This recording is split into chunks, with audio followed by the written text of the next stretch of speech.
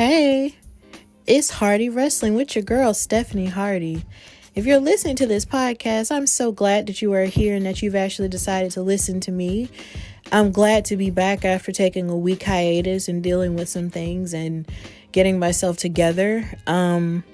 So this week is going to be a little different. I'm going to do the regular news and gossip-ish, but I'm going to have a very different type of story time in discussing everything that's been going on in the world and how it affects wrestling and how it's been affecting me, and basically how we can move forward past it to a certain degree. And I'm going to talk about the weekly programming in WWE. So sit back, relax, and enjoy Hardy Wrestling with your girl, Stephanie Hardy.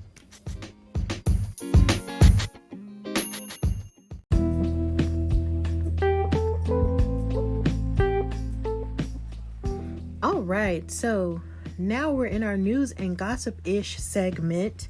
There's a lot going on in the wrestling world, so we're just going to discuss it here. So first up on the agenda is the fact that Brock Lesnar is reportedly expected to be back for SummerSlam, as he tends to do for larger events, or like the big four events that include WrestleMania, SummerSlam, Survivor Series, and the Royal Rumble. So, according to Dave Meltzer, the big OG of wrestling news, he's expected to be a part of the SummerSlam pay-per-view, which is currently scheduled for August 23rd in Boston. We don't know if it's going to be really in Boston because, of course, they've been having all of their WWE events in the Performance Center due to the crisis. So, I'm pretty sure he'll have a big part of it maybe with Drew McIntyre if he's still champion by next weekend's time, because the last time we saw Brock Lesnar, he lost his championship to Drew McIntyre at WrestleMania Night 2. So along with that, it might be a huge rematch involved. Who knows? We'll see what that happens. Sometimes I just get a little bit irritated with Brock Lesnar because he tends to take over everything that he's ever in, even though he's totally a part-time wrestler, and there are people who work full-time for the company who could very well use that opportunity for a big title. But, you know, Brock Lesnar can just jump in front of the line and get whatever he wants. So there's that. We also have the unfortunate news of Jinder Mahal having to undergo knee surgery. He did post on Instagram today that he had to go under the knife again to fix some knee issues, and that his journey had hit a speed bump, but I will be back stronger than ever. He made a return on April 27th on Raw, where he won a match against Akira Tozawa, and then he also won 2 matches on Main Event, but he wound up having to disappear from TV again due to his surgery. He's a former WWE champion. If you can remember, maybe 2 years ago, he won, 2 or 3 years ago, he won the WWE championship in an extremely shocking match against AJ Styles. He won it on a Smackdown, and everybody was like, whoa, like he really won, because everybody remembered Jinder Mahal as this jobber type of wrestler.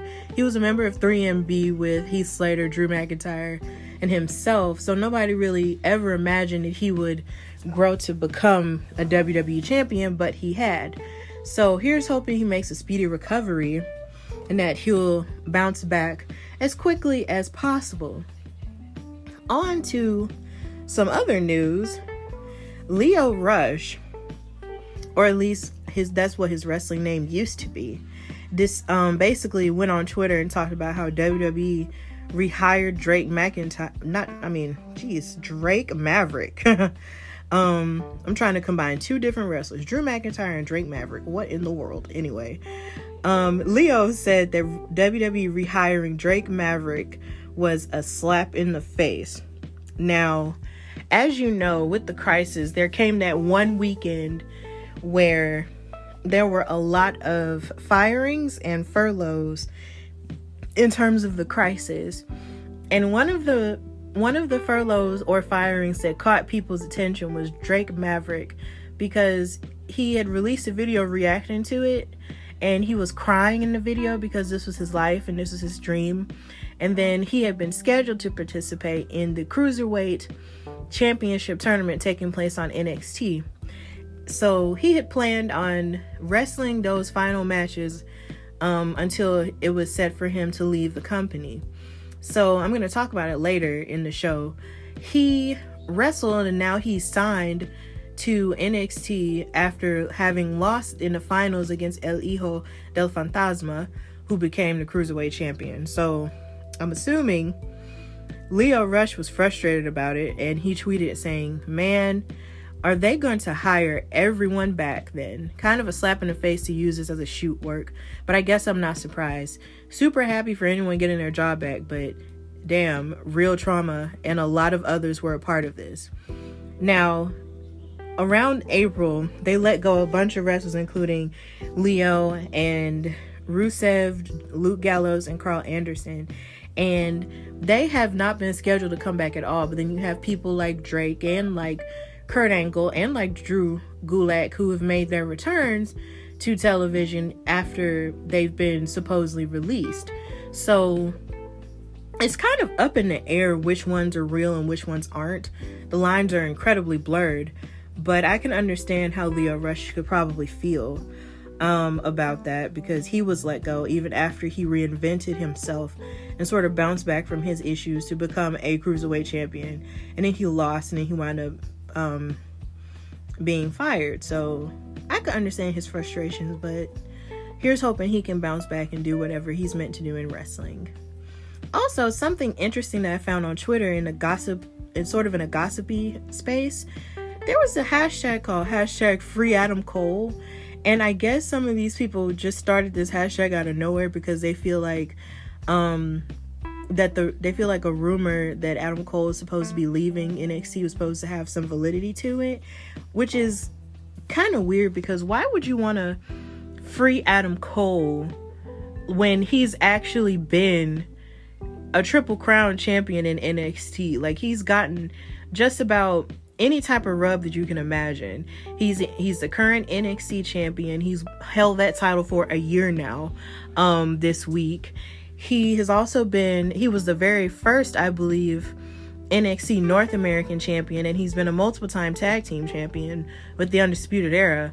So there's really nothing that he hasn't been given already. So why in the world would a rumor run rampant that he's getting ready to leave when he's clearly been given so much to do? This guy beat Daniel Bryan live on Smackdown last year when they were doing the Survivor Series thing and NXT was participating for the first time. So I just don't think that rumor is true. That was just a really weird hashtag to see trending. So I just hope that he does his best in the match that he has with Velveteen Dream in the Backyard Brawl at NXT TakeOver In Your House this weekend. But y'all know I'm rooting for Velveteen Dream. So that's pretty much all that I have to say about that little hashtag Free Adam Cole. And also in the news, we have WWE announcer and commentator Corey Graves releasing a new podcast with his girlfriend Carmella, and it's called the Bear With Us podcast, and they're going by their real names, which is Matt Polinsky and Leah Vandale, and they're going to be talking about relationships and all kinds of different things. So that's going to be really cool to see. It premieres, I believe, next Thursday, wherever podcasts are listened to. So basically anywhere you can listen to podcasts, Google Podcasts, Apple Podcasts, you can find it there. Corey Graves also has a podcast. It's really enjoyable, called After the Bell. So I would also suggest you listen to that too. It's really good. I know a lot of people online said when it first came out, like, oh, it's a WWE shrill show, but it actually isn't. Like, it's a really good show, and Corey Graves' commentary on the wrestling landscape in terms of WWE is actually really good. So I would encourage you to listen to After the Bell and Bear With Us. So that's going to be good. And on with that, that's the end of the news and gossip-ish session. So now we're going to go to Wrestling Fan Story Time. And this is a very heartfelt one.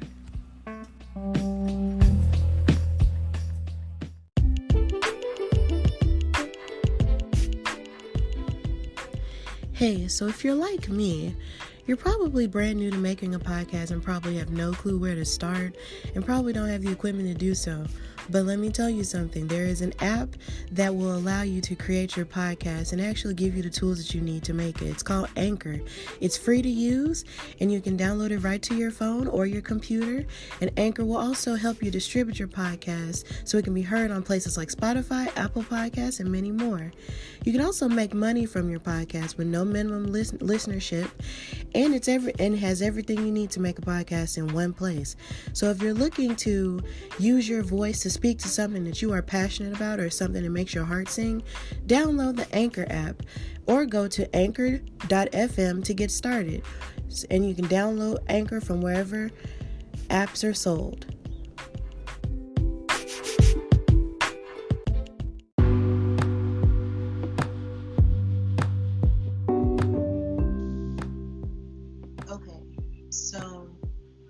This wrestling fan story time is going to be a little bit different because normally I would be telling a really peppy, cool wrestling fan interaction that I may have had with a wrestler. I probably would have talked about something that really resonated with me this week on any of the programs, or I probably would have talked about interactions with other wrestling fans on social media. But honestly, I don't have anything to really talk about that would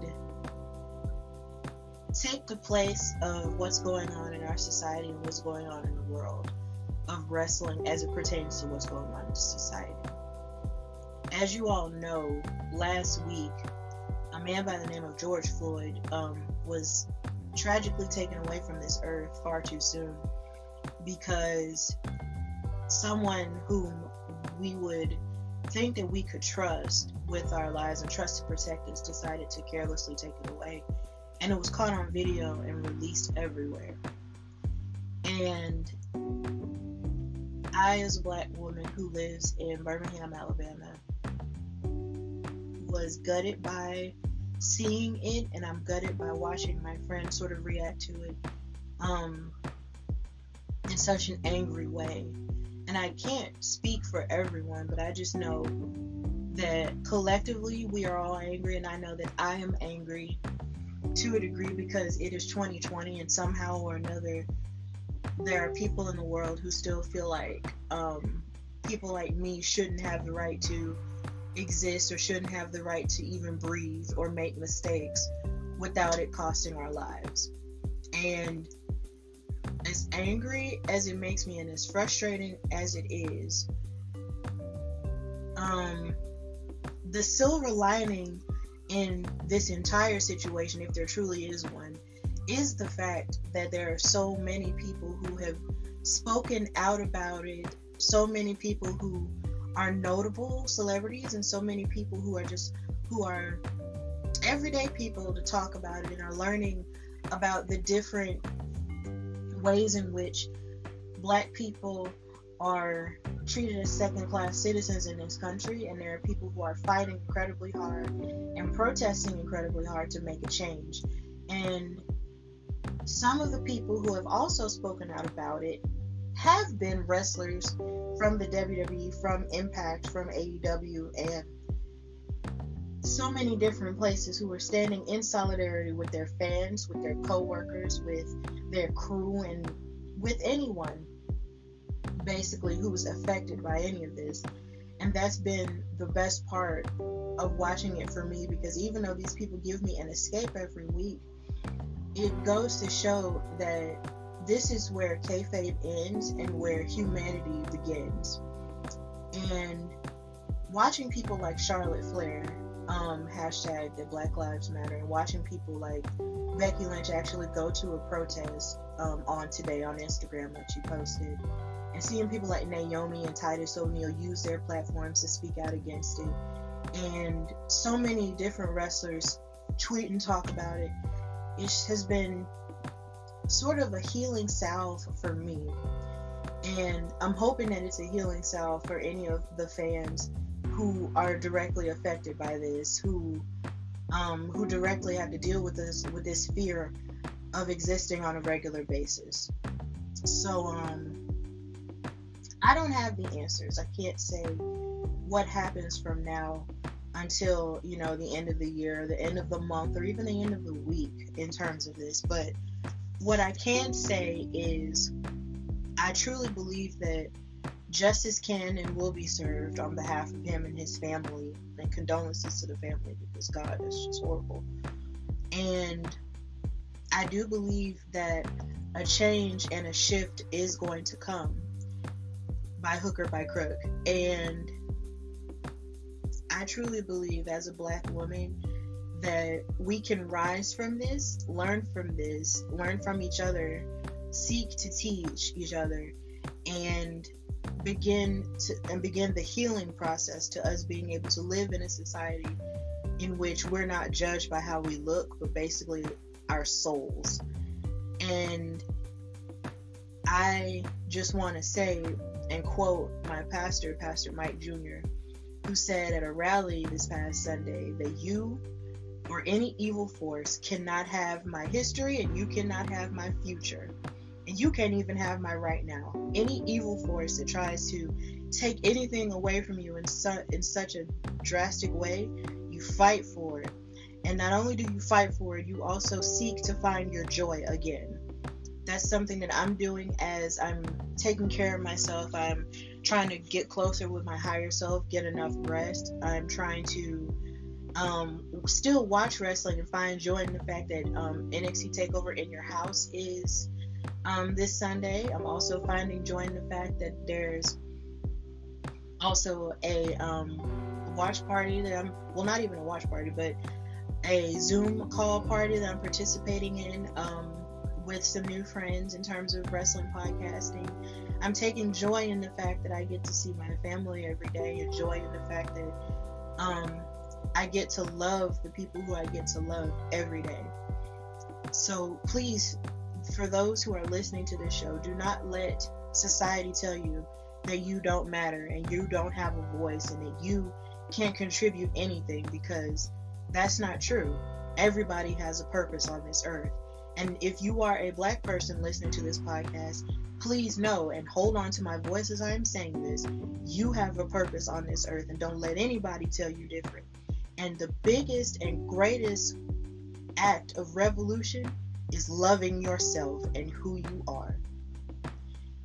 And as long as you take that and know that and run with it, there is nothing that anybody or any evil force can take away from you. Not racism, not sexism, not nothing. You are great and you are beautiful, and this is a Black future in the making. And that's the end of this story time segment.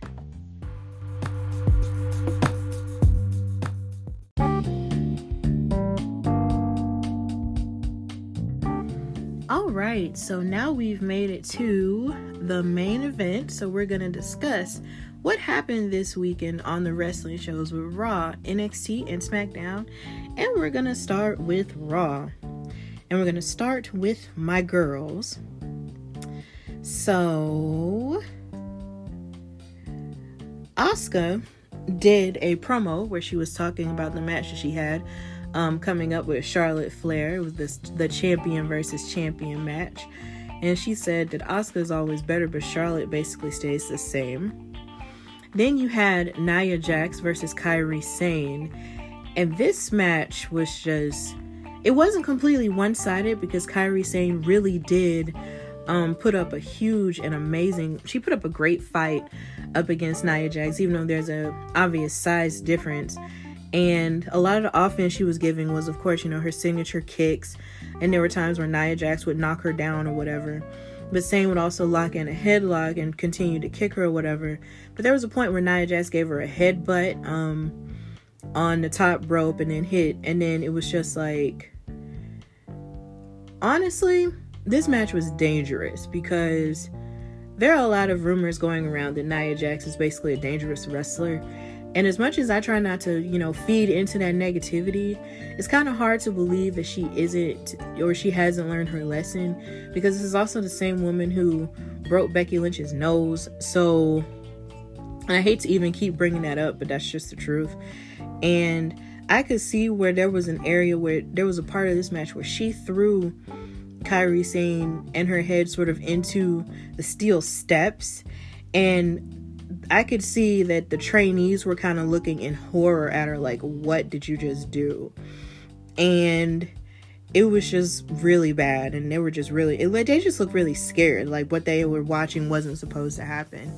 And Nia wound up winning the match, which basically gave her momentum into the match that she's set to have with Asuka at Backlash. So that was interesting, and I hope that Kairi is basically okay.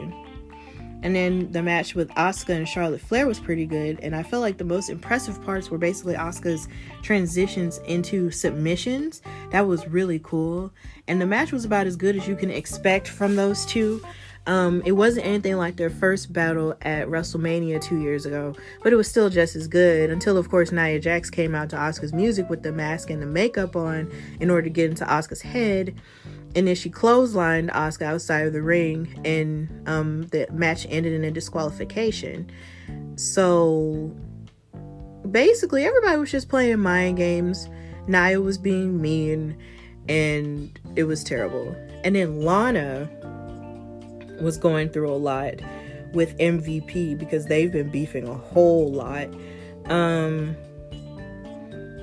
They were basically talking back and forth to each other, and there was a point where I believe MVP basically said that her career, like, basically Lana, they were back and forth, and Lana basically said, like, you're just leeching onto my husband to save your whittling career or something like that. And then MVP was like, well, I guess that makes both of us. And it's just so sad because Lana gets so much crap because when she tried to be a wrestler, it didn't necessarily work out the way that she wanted it to. And she was just relegated to just being a valet again. And now it's like she's not even a valet at this point. She's just there as Lashley's wife, but he sort of keeps her away because she's distracting, and now he's with MVP, so it's just like it's not gonna work anymore. So yeah, that was just kind of sad. And so she slapped the crap out of MVP, and that was just a lead into the match near the end between MVP and Drew McIntyre. And also, Zelina Vega was with Angel Garza, and they were talking smack at Charlie, who was enamored with Angel Garza. And there was a point where Zelina Vega tore up the rose that he gave her, and it was so sad. And because Charlie was looking like, bro, like, you really messed up my rose. Like, I'm so upset about that. So now on to the men. Seth Rollins had his whole little, I'm going to pay tribute to Rey Mysterio because he's going to retire because I put his eye out. It was sad. And then they did a tribute montage showing all of the best moments that Rey Mysterio had in WCW and in WWE. There was something that I found really precious in this montage was the fact they showed this black boy in the audience who was screaming, I love you, Rey. And it was just so cute. And the video ended with the attack from Seth Rollins from when he put his eye out on the steps. And Seth basically said, he's undoubtedly a first ballot Hall of Famer, and it'll be my honor to induct you into the Hall of Fame. And as he was giving his pompous little speech or whatever, Aleister Black came out and interrupted him and beat him up, which led to their match. And it was pretty interesting. It started with a lockup with strikes from Aleister Black, and Seth kept running from his hits, and then Seth drugged Black out of the ring, but then Black kicked him in his chest, and Seth started getting really scrappy and just started, fighting like, not like a trained wrestler, but just kind of like a person who's just trying to just get scrappy. And Seth kept targeting Aleister's arm, but then Aleister Black kept battling back, but then Seth hit another drop kick. And then Seth Rollins hit a suicide dive onto Black into the barricade. And then Seth Rollins tried to hit an enziguri, but then he missed it. And then Seth's flunkies went up there to gang up on Aleister, but Humberto Carrillo came out to his aid with a chair. Then the match continued, and then Seth hit a frog splash on Aleister Black with a near fall. And then he tried to connect the curb stomp like Kirk Franklin, and and then tried to dedicate it to Rey Mysterio, but he missed it, so that's what you get. Aleister Black then hit a knee on Seth as he jumps from the top rope, and then as Aleister Black prepared for the Black Mass, Austin Theory and Buddy Murphy came up there to distract, but Humberto Carrillo fought them off, and then Aleister Black hit a roll-up for the win.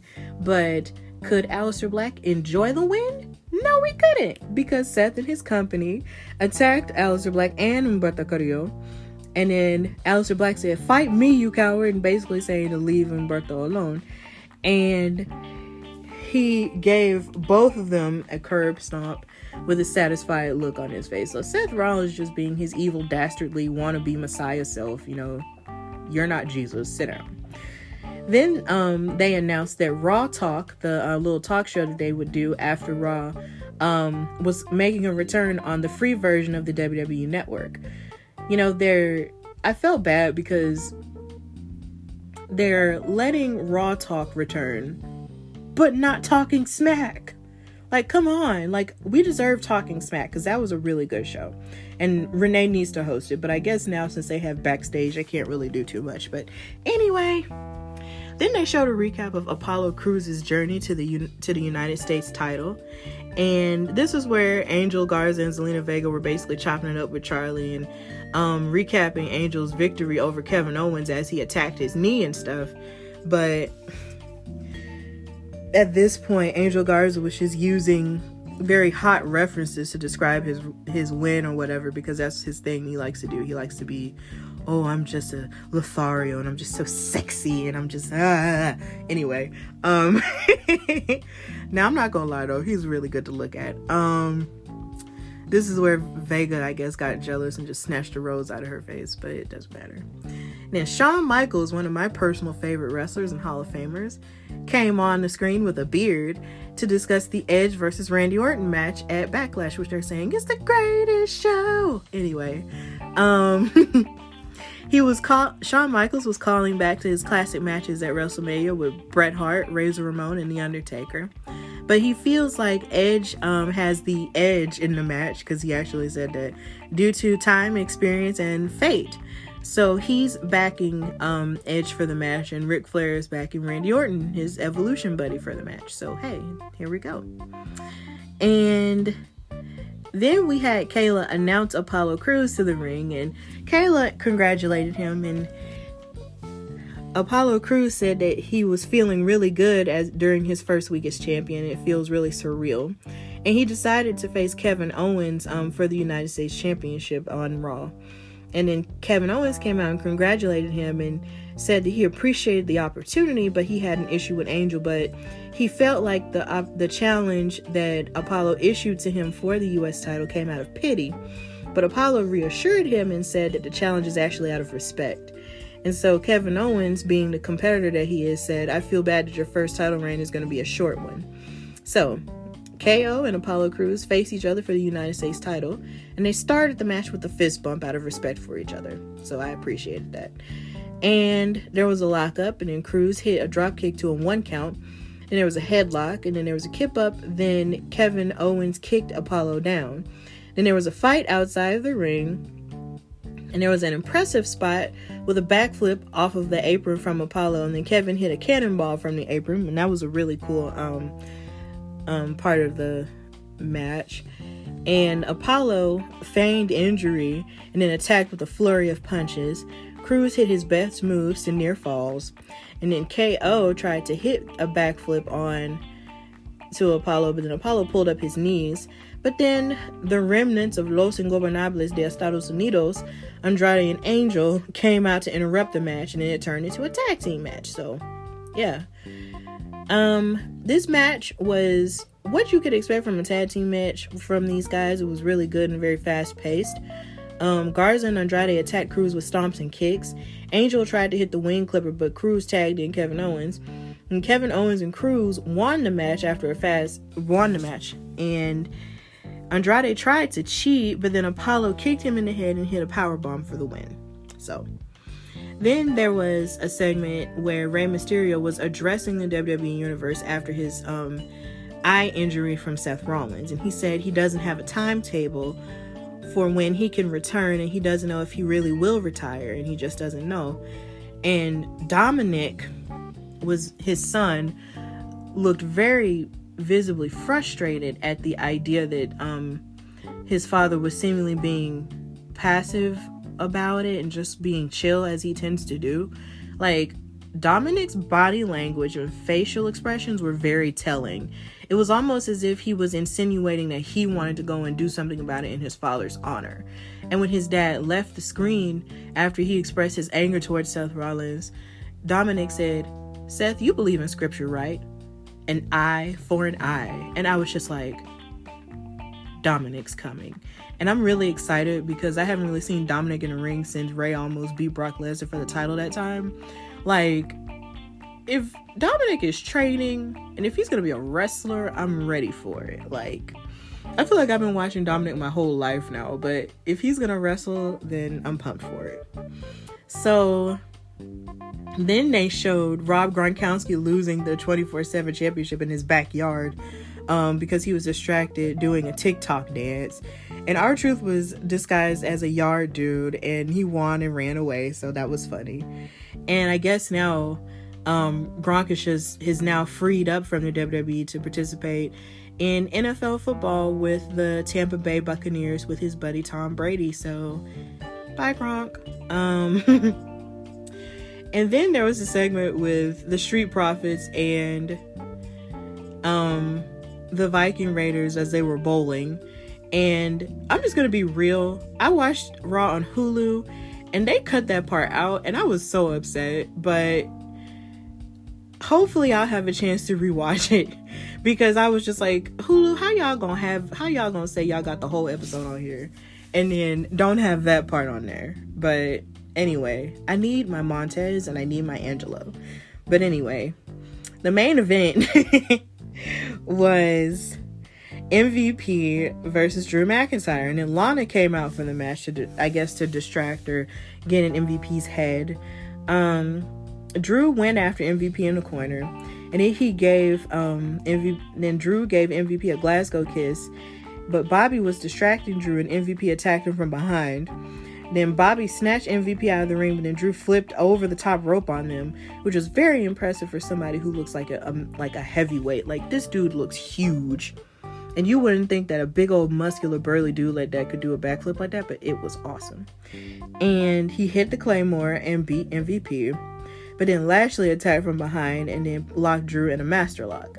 So he has a little bit of an upper hand going into the match at Backlash, which is next weekend. So that's all that happened on Raw, and so now we're going to go into NXT.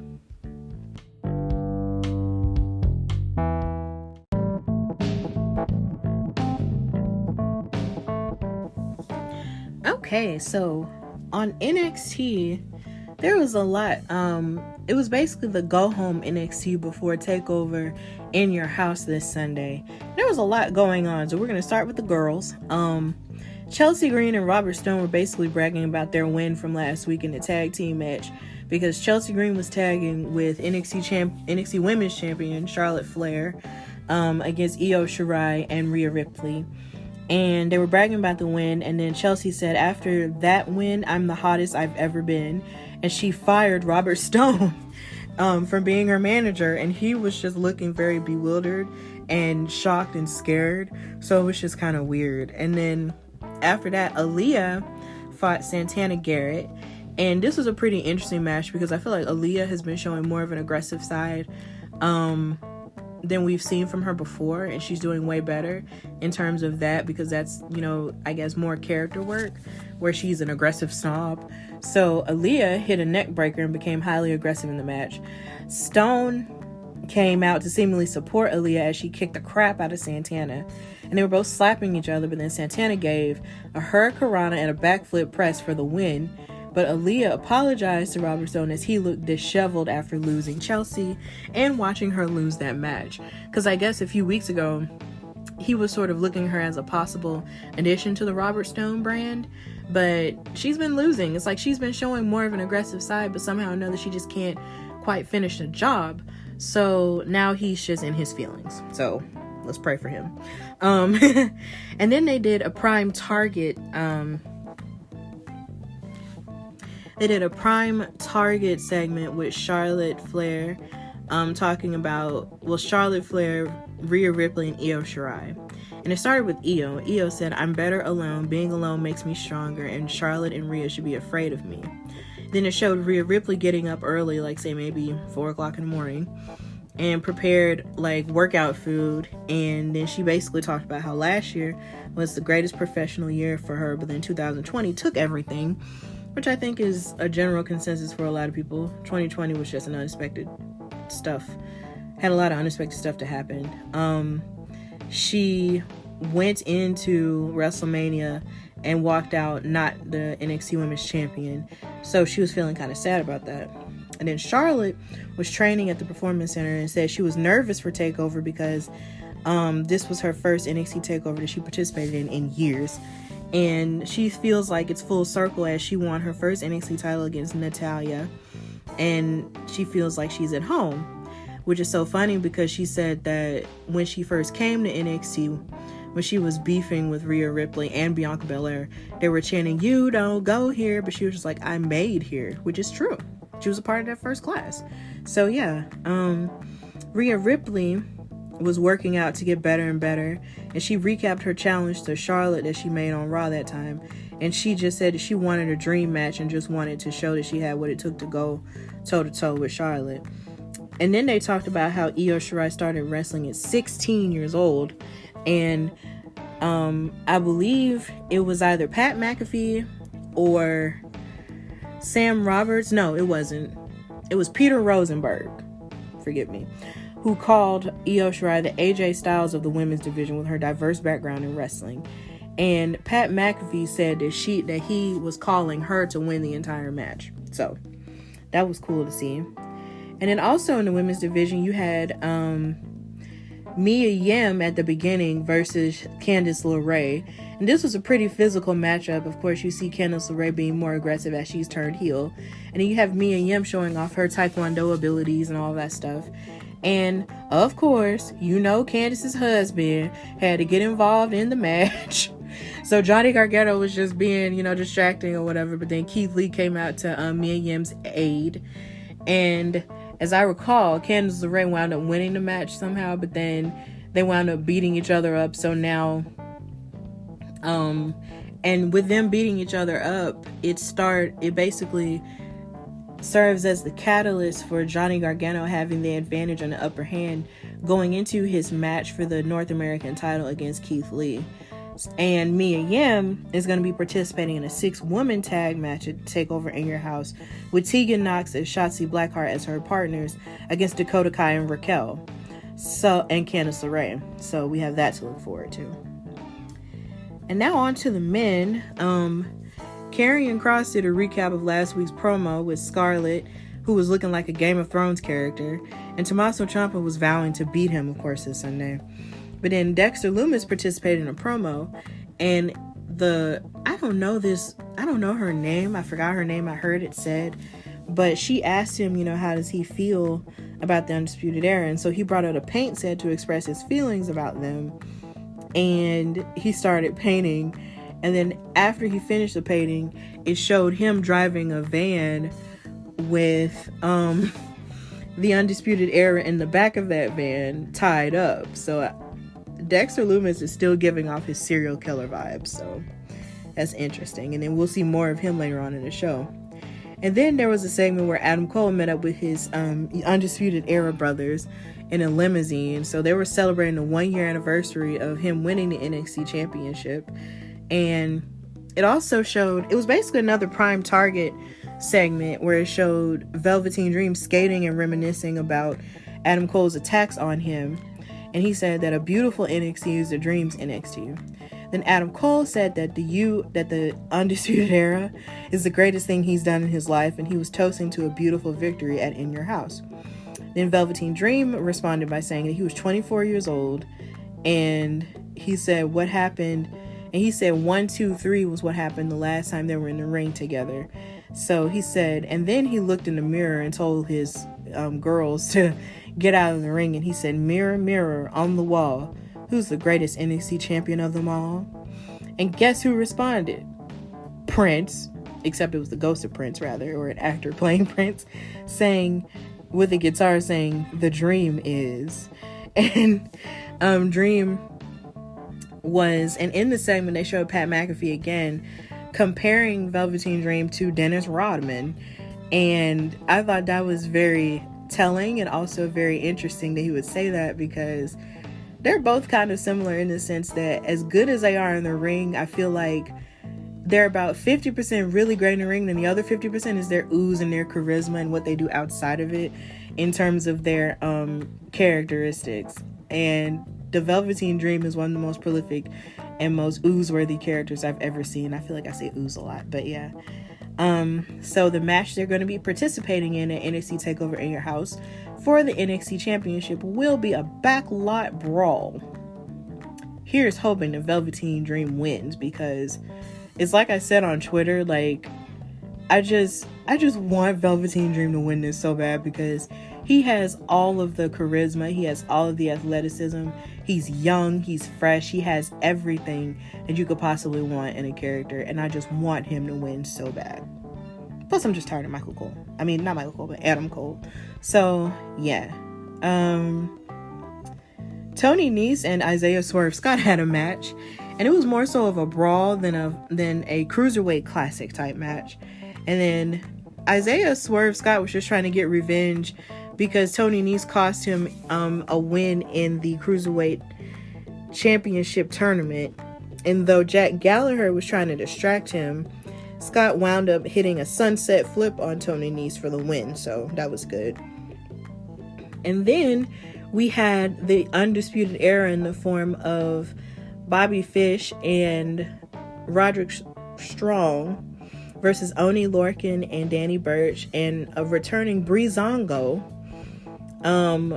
for the number one contendership for Imperium's NXT tag team titles.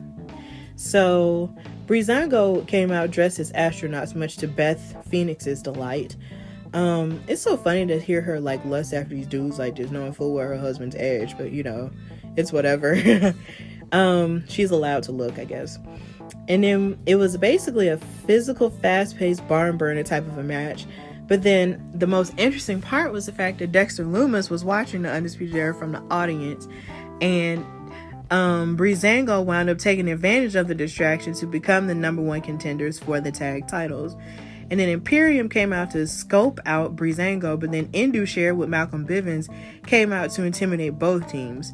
Now here lately, I've been wondering where Indusher went, because for a second they started off kind of hot, but then eventually they kind of just disappeared, and I was like, where they at? But then you started seeing Malcolm Bivens more on television as, you know, an NXT trainee in the audience and stuff for Raw and Smackdown. So now they're back, so that's good. And we had Cameron Grimes versus Bronson Reed, and Cameron Grimes I just get so tired of his Old Town Road Red Dead Redemption 2 looking self. So he won his match against the Thick Boy with a double stomp, and then he was bragging about it, but then Karrion Kross came out there and then attacked Bronson Reed with a suplex, and he told Tommaso Ciampa that special is going to happen this Sunday. And then the main event was Drake Maverick versus El Hijo del Fantasma for the Cruiserweight title. And everybody was cheering for Drake Maverick because we were still under the impression that he was going to be leaving after this match. And Hijo covers him to a quick near fall, but then Hijo wound up, after like a back and forth match, Hijo wound up winning with a kick after the mysterious suited luchadors came out to distract Drake Maverick, and he fought them off and basically said, no, you're not going to ruin this match for me. And he went back in there, and then El Hijo kicked him and hit the 1-2-3. So now El Hijo is your new Cruiserweight champion.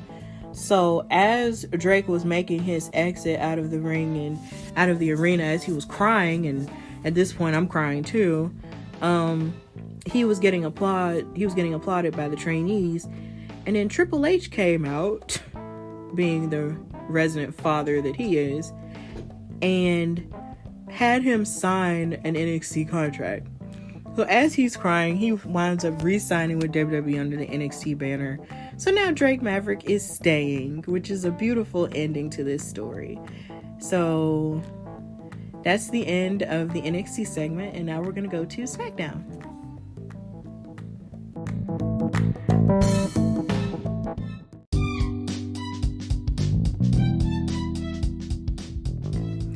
Alright, so now we're going to talk about the last show this week, which is Smackdown. Smackdown tonight was pretty solid. We're going to start with the girls. And the first women's match we sort of saw was basically Lacey Evans versus Sonya Deville again. And this match was pretty good. It was definitely solid in terms of its action. But I felt like the best part about it was just the fact that Sonya was basically being aggressive with her and just kept calling her a blonde over and over again. And, you know, being disparaging towards Lacey. But I felt like one of the greatest parts of it, storytelling wise, was the fact that Mandy, who was just out, you know, during Otis's match with Baron Corbin, got on a video and basically got on the screen and said, "You'll always be a failure. You're not a fighter." And then she got distracted and she was like, "You're a stupid blonde," and da da da da da. And then Lacey Evans hit the women's right on her and then won the match. And I was so glad that Mandy did that to get into Sonya's head, because here lately it's just been Sonya getting into Mandy's head and it was almost getting kind of one-sided. So I'm glad that Mandy was able to get back at her in that way. And that feud just isn't over simply because Mandy's like happy with Otis or whatever. So I'm glad to see Mandy in two storylines right now. And her jeans outfit was so cute. I was like, girl, wear denim more often. And her braid was on point too. So now I love Mandy, which is a huge growth spurt from where I was last year. But we're not going to discuss that right now. That's another episode. So also with the women, we had... Really, the only other thing they had with the women was a tag team match for the women's tag titles against Bayley and Sasha and Alexa Bliss and Nikki Cross. And that was the main event of the show. And I'm so happy that we live in a world now where women being the main event is just the norm now. So it's just like, yay.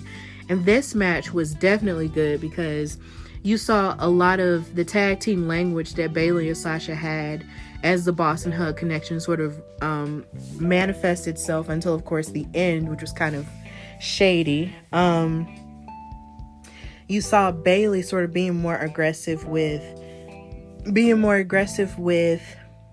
Nikki Cross and sort of keeping her from tagging Alexa Bliss. And I thought that was a very interesting thing. And then also you had like Alexa Bliss and Nikki Cross had this one impressive spot in the match where Alexa Bliss hit the sunset drop, and then Nikki Cross hit the tornado DDT outside the ring on Bayley, and that was really impressive. But sadly, they couldn't get it together, and there was a point where Sasha was basically doing all of the grunt work towards the end of the match, and she had Nikki Cross in the bank statement, but then Bayley started getting more aggressive and was like, "Move out of the way, Sasha, let me do it." And Sasha was just looking like, "Girl, what are you doing?" And Nikki Cross wound up reversing it, and then Sasha wound up breaking the count and then moving Bayley out of the way, and then Bayley started beating up on Alexa outside, and then Sasha hit the bank statement, and then Nikki Cross reversed it, and then Sasha Banks reversed it with a cover and wound up winning the tag titles for her and Bayley. So now we have Bayley 2 belts, and then we also have Sasha with the tag titles again. But I'm pretty sure, you know, from the picture that they posted on Instagram and Twitter, where Sasha sort of has a straight face and Bayley's just kind of like a happy child or whatever, that they're still planting those seeds. And I feel like that's really the most important thing, is that those seeds are just going to still be planted, because the way Bayley shoved Sasha out of the way and the way Sasha was looking was just kind of like, bro, like, what are you doing? Like, it was almost like she tried to take all the glory. But my thing is, quite honestly, I told my dad as I was watching this that I feel like Sasha should be the one carrying those titles on her shoulders simply because of the fact that she did all the work in that match and Bayley almost ruined it. Like, seriously, girl, you need to calm down. So that's pretty much it for the women on that part.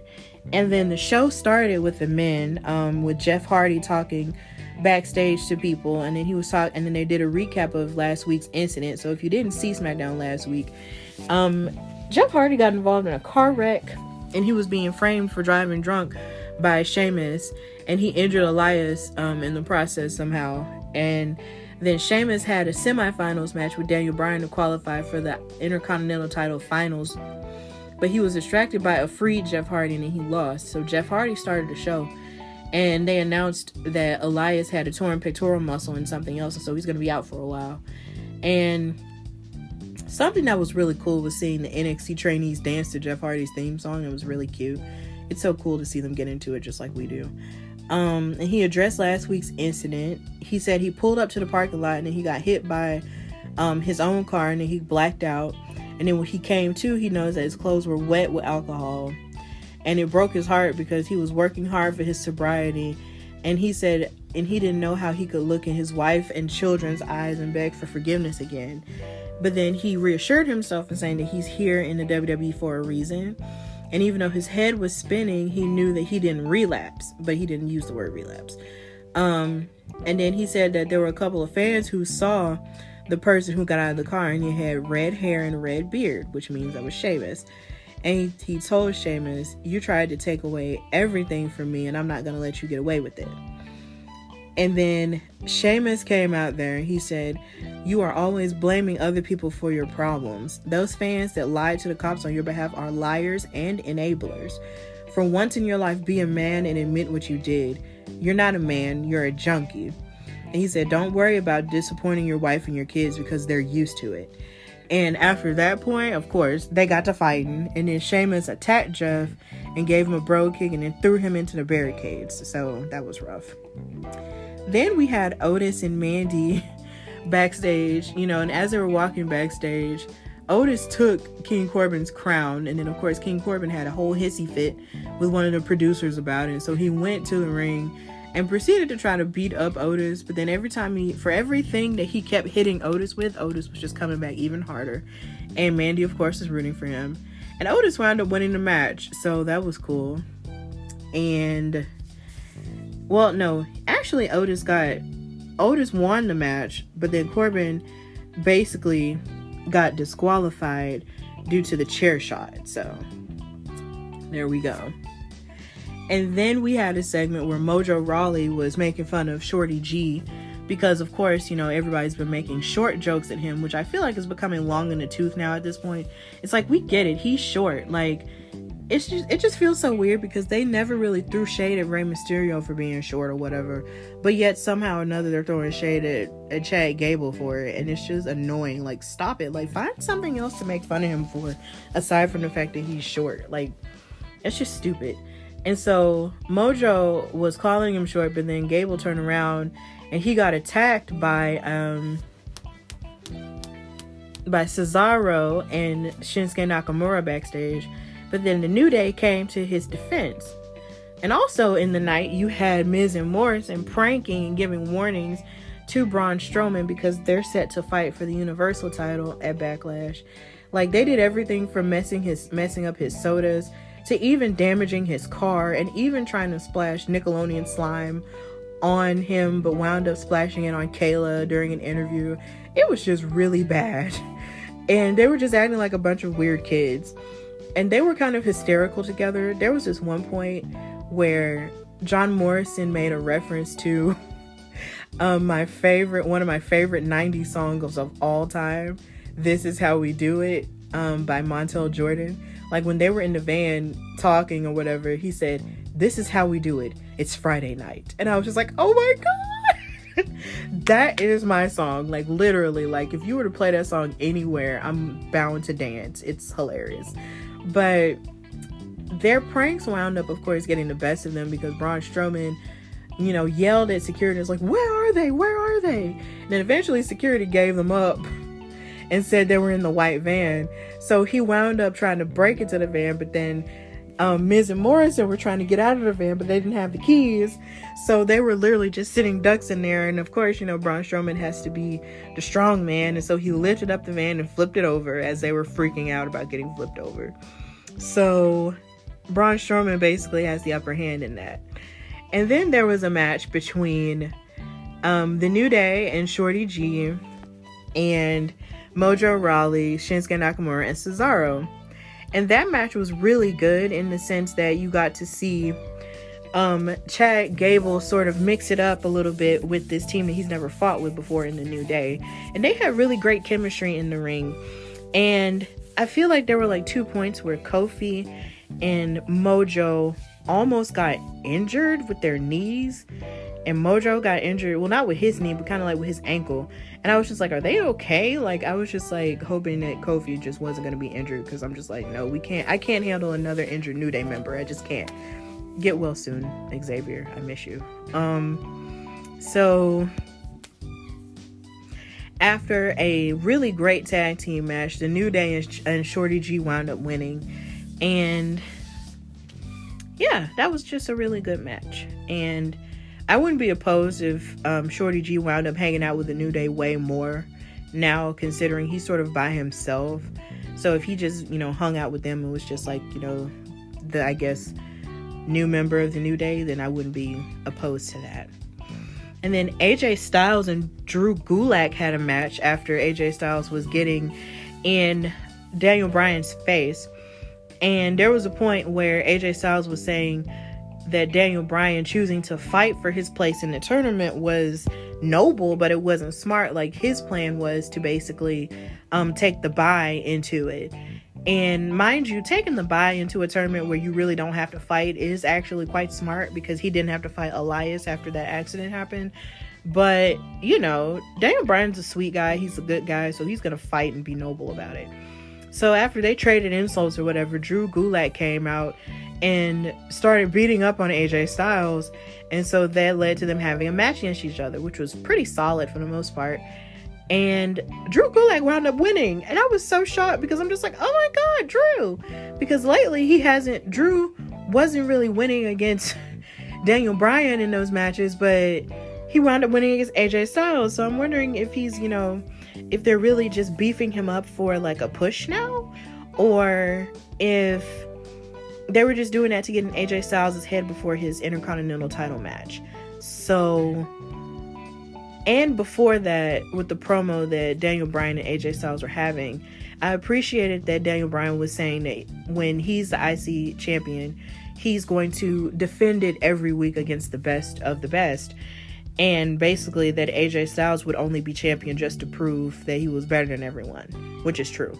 So in essence, it was just a really good episode of SmackDown. I'm really excited to see where they go with everything in terms of Backlash and all of the above, which is next weekend. So that ends this segment of This Week in Wrestling, and we're going to go to the conclusion.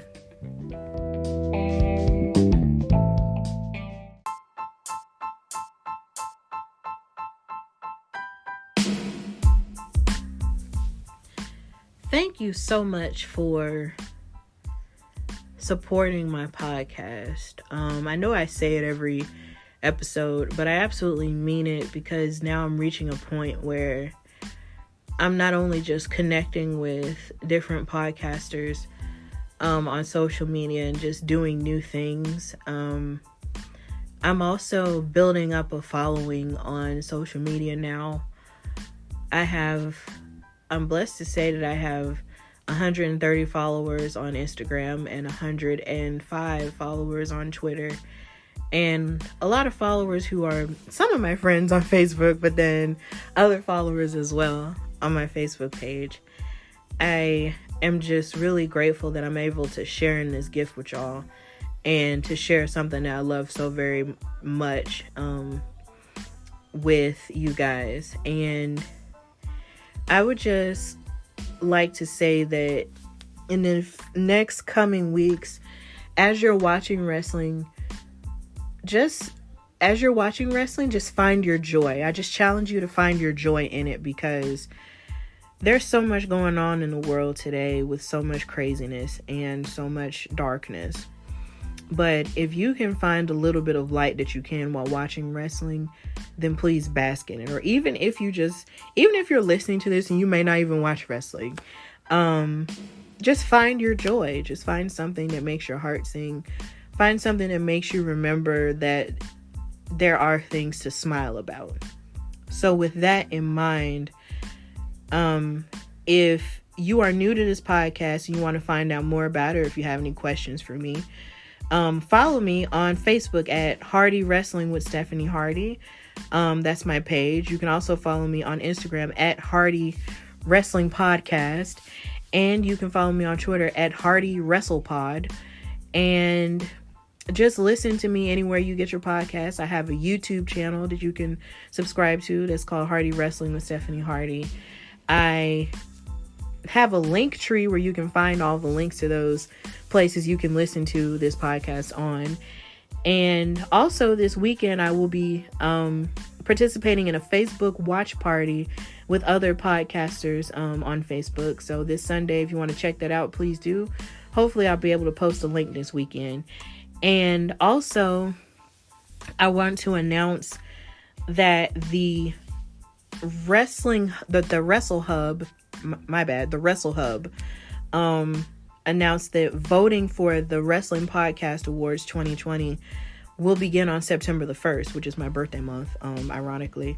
So once that voting begins, I will be sharing that on all of my social media platforms. So you can vote for me for it. I know that I'm brand new, but if you enjoy this show and if you support this show, please vote for me for to be nominated. It would be really great because this is a completely new avenue that I'm finding my way in. And if you voted for me to be nominated, that would be really fantastic. And I'll be sharing more about it, the closer it gets, since it's just June now. But I just wanted to put that out there into the universe. And hopefully I'll have more collaborations and more interviews coming soon. So with that in mind, I thank you so much for supporting this show as it is and for supporting it as it grows. And until next time, this is Hardy Wrestling with me, your girl, Stephanie Hardy. Enjoy your life. Enjoy your weekend. Enjoy every breath you take. Don't take life for granted, and just find the joy in life again. Bye, y'all.